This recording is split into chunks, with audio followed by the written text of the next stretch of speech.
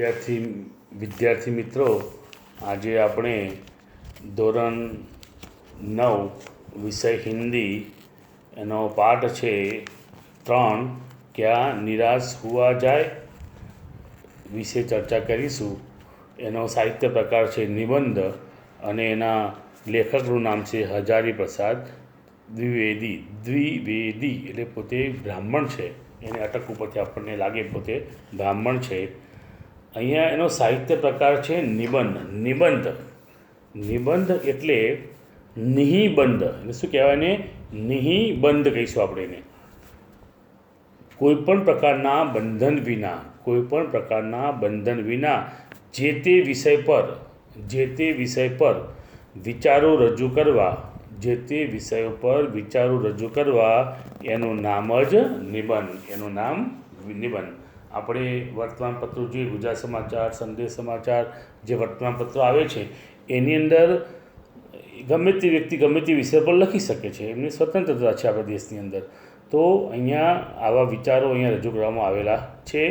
અહીંયા પાઠનું જે શીર્ષક છે એમાં પાછળ પૂર્ણ વિરામ આવે, ક્યાં નિરાશ હોવા જાય, પાછળ પ્રશ્ન વિરામ ચિહ્ન છે જે આમાં પુસ્તકમાં છપાયેલું નથી। એ થોડીક ભૂલ છે, આપણે જાતે સુધારી લઈશું। તો અહીંયા આપણે પાઠની ચર્ચા કરીએ એ પહેલાં લેખકનો પરિચય મેળવી લઈએ આપણે। આચાર્ય હજારી પ્રસાદ દ્વિવેદી કા જન્મ બલિયા, જે ઉત્તર પ્રદેશમાં આવેલું છે, એની બાજુમાં જે ગાંવ છે, जिले के दुबे का छपरा नामक गांव में हुआ था।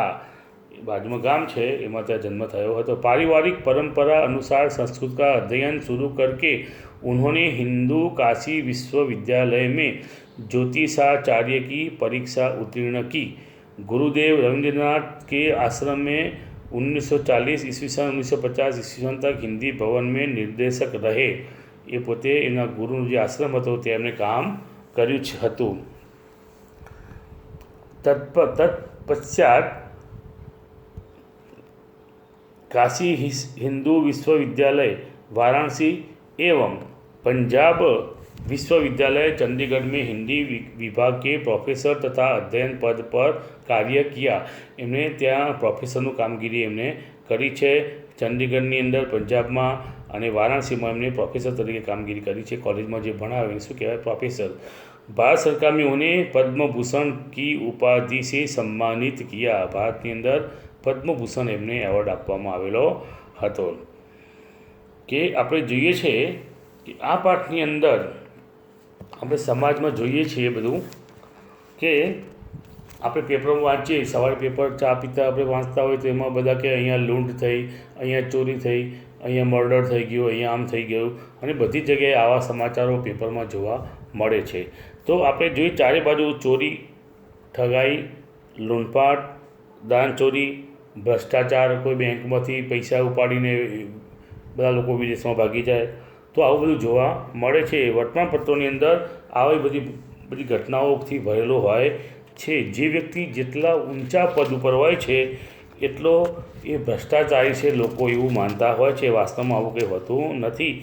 મહેનત કરનારા જે લોકો છે એની સ્થિતિ આજે ખરાબ છે, અને જે મહેનત નથી કરતા એ લોકો સુખ સાહેબી ભોગવી રહ્યા છે। તો આપણા દેશની અંદર કાયદાઓ પણ છે, જુદા જુદા કાયદાઓ પણ નવા આવે છે, અને એમાંથી છટકબારીઓ પણ આપણને જોવા મળતી હોય છે। મનુષ્ય છે એ મનુષ્યમાં જે ગુણો છે, લોભ, મોહ, આપણે કહીશું લોભ, મોહ, કામ, ક્રોધ, આ વગેરે છે એ બધા વિકારો છે, મનુષ્યમાં રહેલા આ વિકારો છે એ માણસમાં હોય જ છે। અને ભારતના લોકો છે બધા એમાં હંમેશા સંયમ રાખતા હોય છે। આપણે જોઈએ છે માણસ લોભી હોય પણ એટલો લોભી નથી હોતો કે જે એને વધારે પડતું નુકસાન થાય। માણસના ગુણો છે બધા।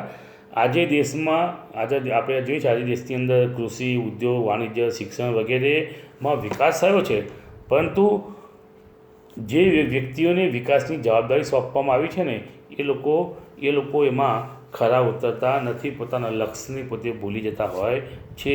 તેઓ દેશહિતની વાત આવે જ્યારે એ દેશહિત ભૂલીને પોતાના સુખ માટે કામ કરતા હોય છે। જે અધિકારીઓ હોય, નેતાઓ હોય, એ દેશ સેવા નથી કરતા, ઘણીવાર અમુક માણસો એવા હોય છે કે જે પોતે દેશ સેવા ભૂલીને પોતાના જ સુખ સાહેબી ભોગવવા માટે જ આવ્યા હોય એવું આપણને લાગતું હોય છે. અને એના કારણે આપણા દેશની અંદર જોઈએ છે કે સેવા માણસમાં સેવા ભાવના પણ જોવા મળે છે, પ્રામાણિકતા પણ જોવા મળે છે, સત્ય અને આધ્યાત્મિકતા પણ જોવા મળે છે. આપણે જોયું આ કોરોનાની પરિસ્થિતિમાં જે ઓક્સિજનની લોકોની જરૂર હતી તો કેટલી સેવાભાવી સંસ્થાઓ એટલે માનવતા બતાવીને ઓક્સિજનની બોટલો પૂરી પાડી. વિદેશથી કેટલાય ઓક્સિજનના ટેન્કરો આવ્યા, વિદેશથી આવ્યા, પ્લેનમાં આવ્યા અને આવી માનવતા આપણા દેશમાં જોવા મળે છે. જ્યારે દેશમાં ભૂકંપ આવ્યો ત્યારે પણ લોકોએ માનવતા બતાવી હતી અને આપણે દેશ આજે એકબીજાના સહકારથી આજે ઊભો છે. પૂર આવે, ગમે તેવી આર્થિક સ્થિતિ આવે, પૂર આવે, ભૂકંપ આવે, અતિવૃષ્ટિ થાય, આપણે જોઈએ છીએ કે અતિવૃષ્ટિ થાય, પાણી આવે, દરિયામાં સુનામી આવે ત્યારે પણ લોકો એક થઈને એની સામે સંઘર્ષ કરતા આપણા દેશમાં જોવા મળે છે. તો અહીંયા આવા પ્રકારની વાતો અહીંયા કરવામાં આવી છે. અહીંયા લેખકે માણસ ઈમાનદાર છે, બધા માણસો ભ્રષ્ટાચારી નથી એવા 2 ઉદાહરણો લેખકે આપણને આપેલા છે. એમાં એક તો એ છે કે એક દિવસ લેખક પોતે રેલવેમાં મુસાફરી કરતા હતા. પહેલાં જમાનામાં બસો બહુ નહોતી એટલે લોકો રેલવેમાં વધારે મુસાફરી કરતા હતા. રેલવેનો બસનો ટાઈમ થઈ ગયેલો તો ફટાફટ ટિકિટ બારી પર ગયા, ટિકિટ બારીમાં ટિકિટ લીધી, 10 રૂપિયાની ટિકિટ એમને લીધી, 10 રૂપિયાની ટિકિટ લીધી પણ એમને નોટ 100ની આપી અને ઝડપથી પોતે 90 રૂપિયા લેવાનું ભૂલી ગયા અને પોતે રેલવે ડબ્બામાં જઈને બેસી ગયા.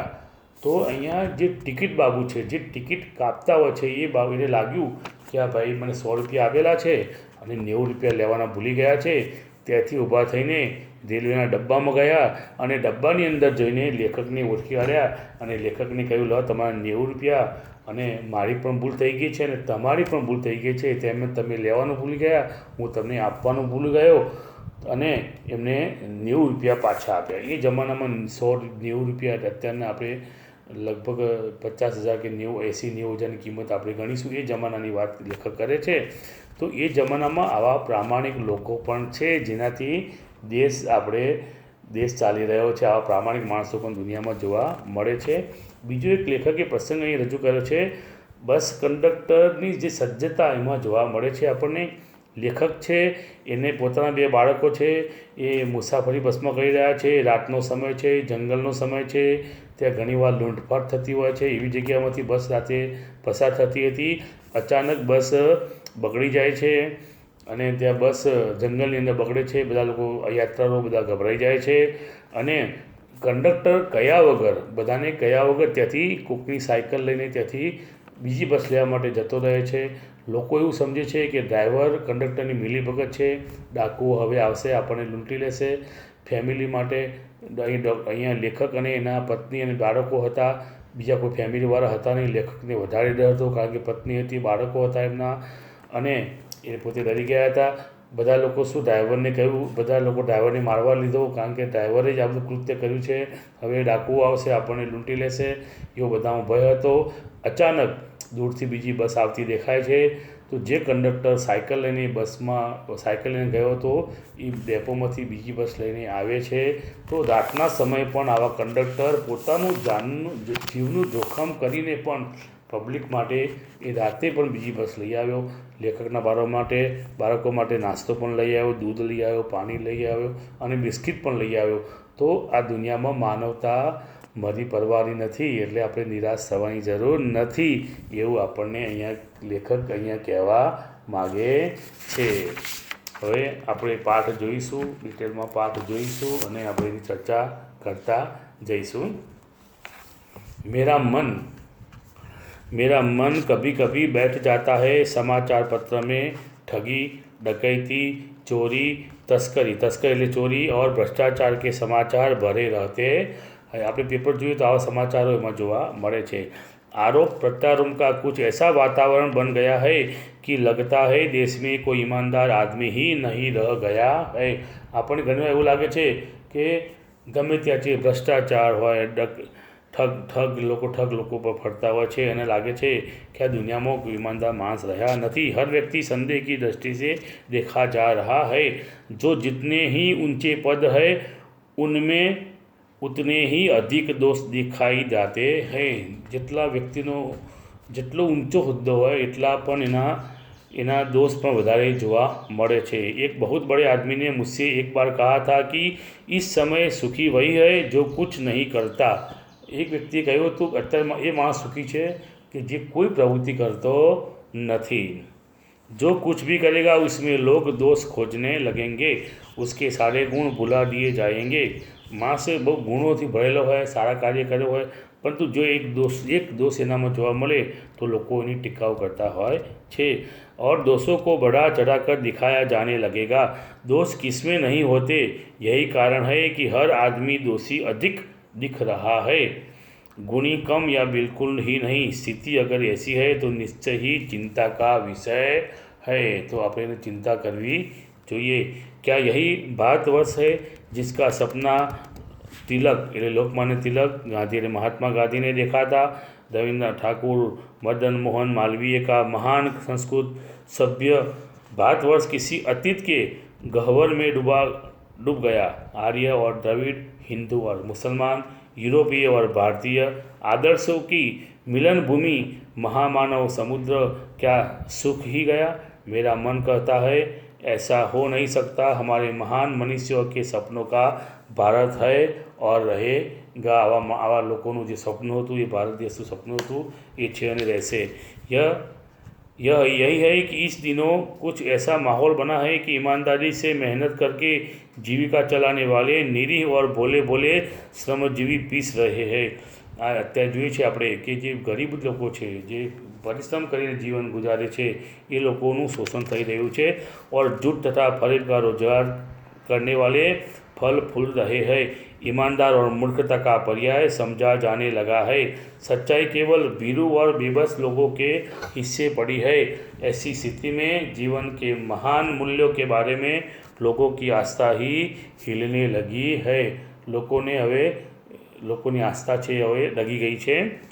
ऊपर ऊपर जो कुछ दिखाई दे रहा है वह बहुत ही हाल की मनुष्य निर्मित नीतियों की त्रुटियों की देन है। सदा मनुष्य बुद्धि नई परिस्थितियों का सामना करने के लिए नए सामाजिक विधि निषेधों की बनाती है, उनके ठीक साबित न होने पर उन्हें बदलती है। नियम कानून सबके लिए बनाए जाते हैं, पर सबके लिए कभी कभी एक ही नियम सुकर नहीं होते। अमुक कायदा कानून बनेला है, अमुक लोगों ने लागू पड़े, अमुक लोगों ने लागू पड़ता नहीं। सामाजिक फायदे कानून कभी युग के परीक्षित आदर्शों में टकराते हैं। इससे ऊपरी सतह आलोहित भी होती है। पहले भी हुआ है, आगे भी होगा, उसे देखकर हताश हो जाना ठीक नहीं है। भारतवर्ष में कभी भी भौतिक वस्तुओं के संग्रह का अधिक महत्व नहीं दिया है। उसकी दृष्टि में मनुष्य के भीतर जो महान आंतरिक तत्व स्थिर भाव से बैठा हुआ है वही चरम और परम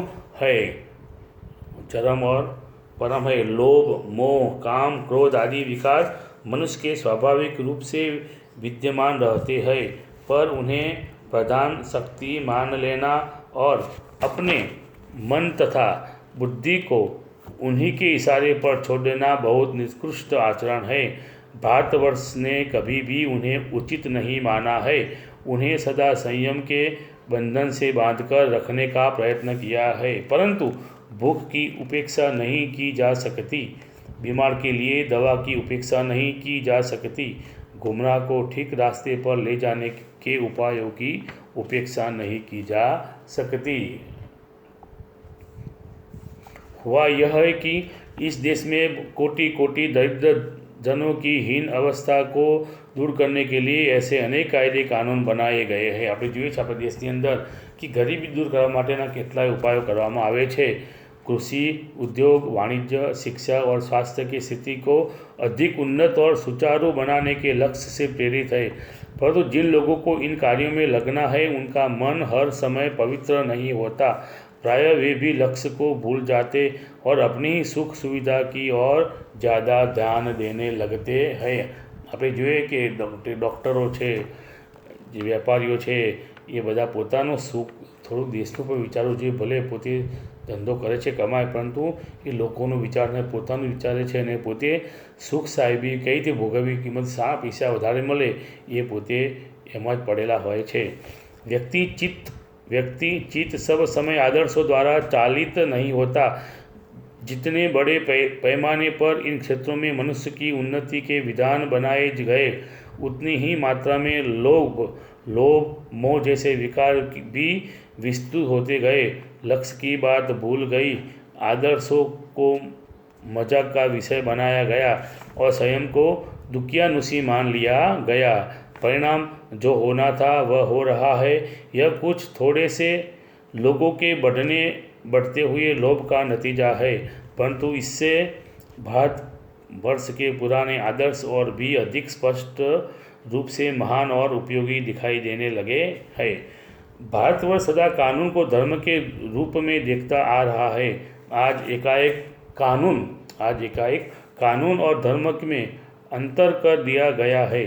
धर्म को धोखा नहीं दिया जा सकता, कानून को दिया जा सकता है।